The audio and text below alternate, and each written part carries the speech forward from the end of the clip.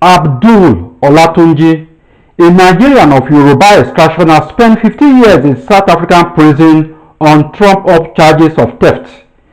He is the owner of Hydro Club, the biggest and best club in Johannesburg, South Africa. Although he has won several awards for his good deeds, fear of his rapid growth over and above his peers in South Africa made him the subject of xenophobic attack. He is seeking the intervention of the Nigerian government to get him out. This is because no South African lawyer is allowed to represent him as he goes on appeal at a South African High Court. An NGO devoted to justice reform in Nigeria, Zarephath Aid, and his brother Sesan Abdul tell his story, an ordeal in South Africa where Nigeria played the big brother, investing billions to free South Africa from apartheid. Please note, get that name, get the name, who is now a colonel in the South African Police Forces. He's the hatchet, he's the enforcer, the hatchet man of this grand plan. And he is the one who, for whatever we don't know, is out doing the bidding of whoever else to get Abdul out of the way. And by the time the matter became so difficult, they brought a lawyer to now assist him. And when Abdul met the lawyer, he didn't know that this lawyer also in South Africa was working in cahoots with the authorities. They asked him to enter a plea bargain, for which he did. Plea bargain, we all know, is a situation where you can plead to a lower sentence, a lower charge for a lower sentence, just to get going. And like we do here in Nigeria, if the sentence is to start to count from the day of arrest, most likely the person will have finished serving. So the agreement was for 5 years. But surprisingly, of course, suspended sentence. He had stayed 3 years already in custody. This is 2022 now, fast forward to 2022, from 2019 when he was arrested. And by the time he pleaded guilty, in line with the plea bargain agreement, the shock of his life was that when the magistrate pronounced the sentence, what Abdul got was 15 years in prison. It was, which other way, I ask, which other way, easier way is it to kill a person than to do that? That was how his journey into the gulag in South Africa began. Of course, he applied for leave to appeal, which we also have here in Nigeria, as a lawyer to himself. But let me highlight one thing. While this first matter was going on, the same investigation officer went again, brought up a second charge against Mr. Abdul Olatunji.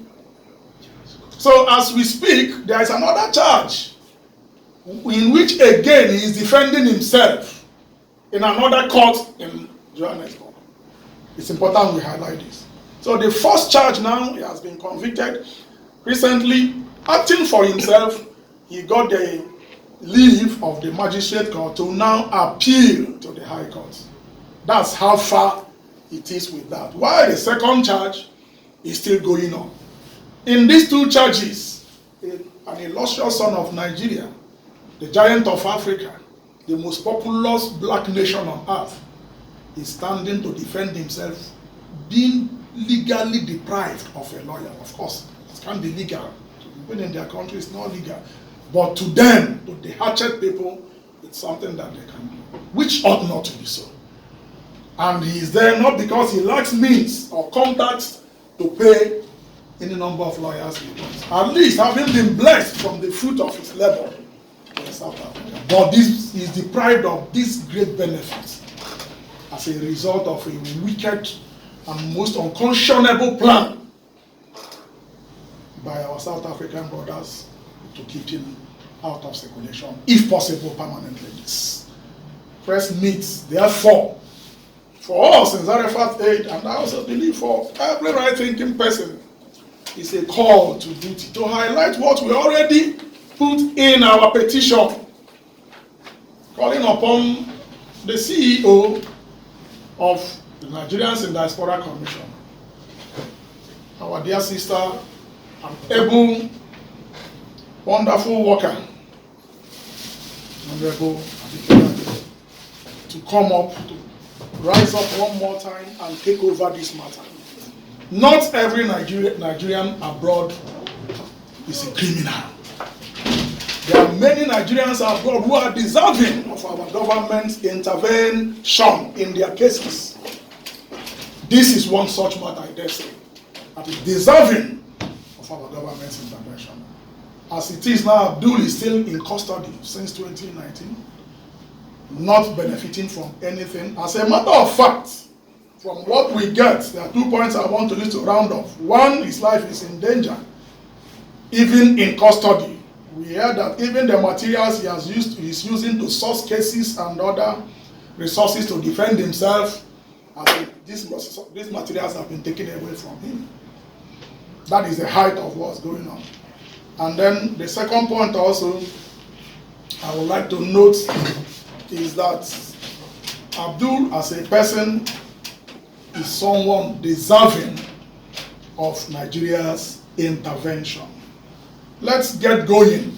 I want to urge our men in the wonderful 40th state of Rain to do what is supposed to be done. Thank you so much for your time. Whatever again I remember, I will bring it to you. In 2022, I lost my mom because my mom got the news through social media. She has high blood pressure. I rushed her to Bagada Hospital and she spent like 2 months and she died. I can't even tell my brother anything right now. My brother is not a fraudster. He has never done fraud. We have a very good history. My brother was the best student in Nigeria in 2003. We went to Citadel International College. There's history of our family background, you understand? He has the best. He was the senior boy in my secondary school. He was the senior boy in my primary school. He was the best student in Yaba Tech. He finished his ND in Yaba Tech before moving to South Africa. He studied at UNISA in South Africa. After finishing his study, he started from owning a bottle store, a liquor store. We call it liquor store. In 2010, he also has a consultant business he's doing. He started small. As of 2014, my brother has the biggest club in Johannesburg, New York club. The xenophobic attack started since that time when some South Africans like, why will a fucking Nigeria have a biggest club in South Africa? They took him to court over that club in New York. That the club is in 4 ways. As at that time, even the CEO of NSC came to our club. The CEO of NSC that time, the generation. There's a video. There's everything. You understand? Came to the club and even gave us an award to be the best club. But the South African citizens, they are always after Nigerians. You understand? They started that attack on him since when he was booming. That club was booming. They took him to court. The white people said, okay, they don't want him to stay in that location. It's like a mall. He rented the mall legally, everything. They took over that club. He started again from scratch again. He went to partner with a white guy that, okay, since you people don't want a black person to own one of the biggest clubs in South Africa, he partnered again with a white person, Joe Manashi. He relocated his club to another place. They call it Santin, Rivonia Santin. You understand? They started again from there. When they started seeing that he's booming again, he's partnering with somebody. That was how they started this court case with him. And how did they start the court case? There's a customer who came to buy alcohol in his club. The customer came to buy the alcohol. He took the customer to Macro. There's a club, there's a place we buy alcohol in South Africa. They call it Macro. You understand? He took the customer to Macro to order the alcohol because the customer said he wanted alcohol in large quantity. You cannot buy alcohol in large quantity without a liquor license in South Africa. So he uses his license to order the alcohol because he has a club. And the customer went to pay. The customer was not arrested. And I think that happened in May.